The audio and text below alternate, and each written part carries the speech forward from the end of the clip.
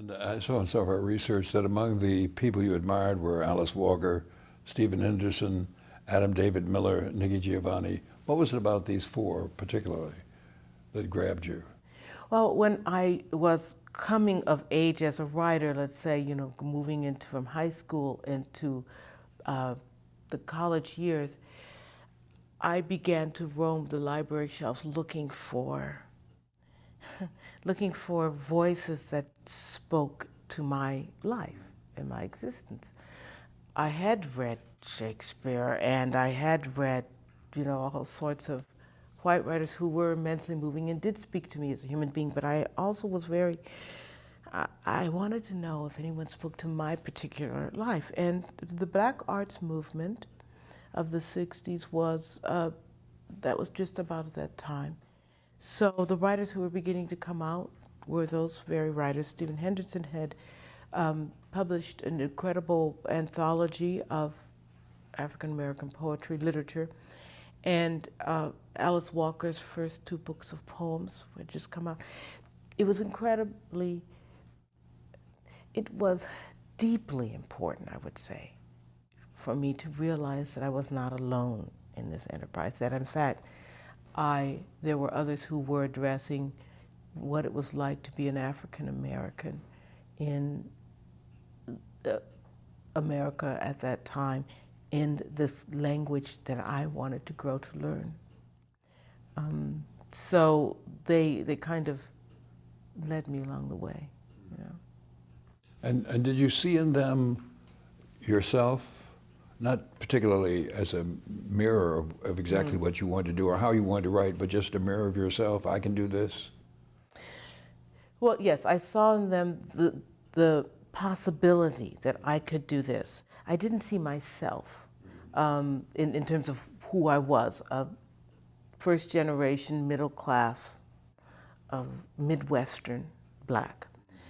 But I saw the possibilities. For instance, Adam David Miller wrote wildly different poems than Alice Walker. His poems are spread all over the page. They look like paintings. The words kind of went up.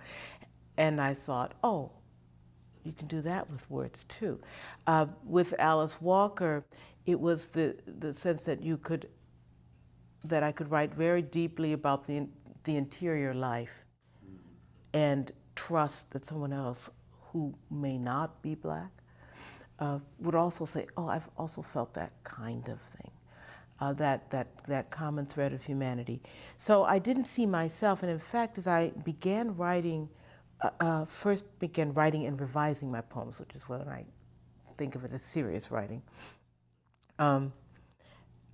I remember feeling very, very alone in the sense that I had not yet come across someone writing from the Midwestern Black, sensibility.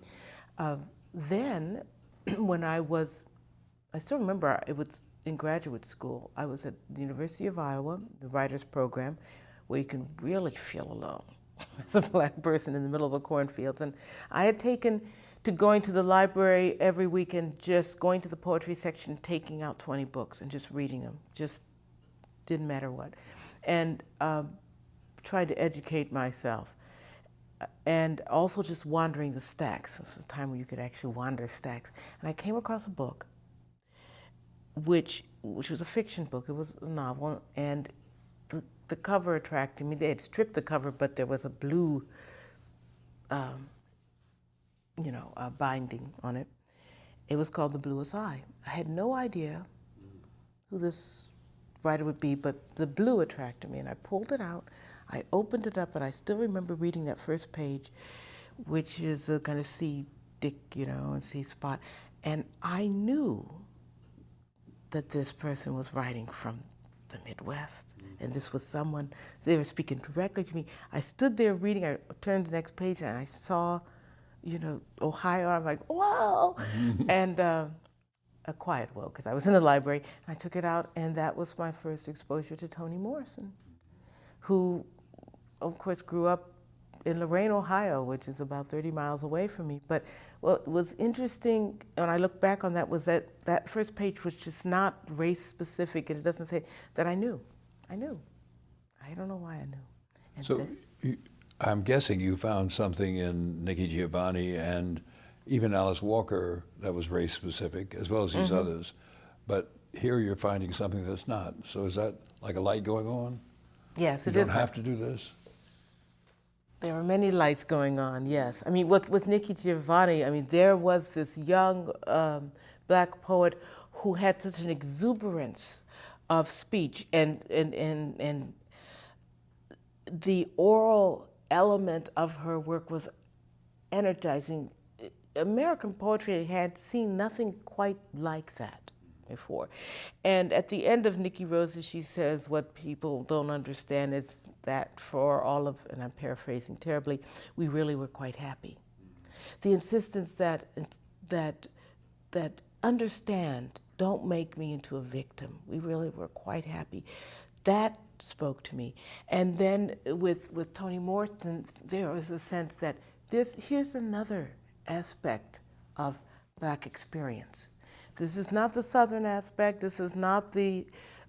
This is a differentiated, incredibly subtle way of looking at being black in America, and how it works. How being invisible and being no one says it overtly, but that subversive way in which you're made to feel less than the human race, with capital H and capital R. That's what Toni Morrison was doing with those first pages of Bluest Eye and on. It was something that I had lived and felt, because although I've talked about getting along with my classmates, and we did, there were still moments. We always had to be on guard. I mean, second grade, I remember one of my classmates who I thought was a good friend, and we were going to walk home together, a white girl, and I was dawdling for some reason in the playground, and she said, "Hurry up, nigger," and I turned to look, and that moment, all these... Me? Yeah, me. No, and then it was interesting because then a shield went up. I didn't collapse. A shield went up, and I remember thinking even then, what's that? How did that happen? I realized I'd been taught it somewhere along the line. Just be ready. Okay, it happened. And that's what Toni Morrison's also saying. It's there, but you just have to ferret it out.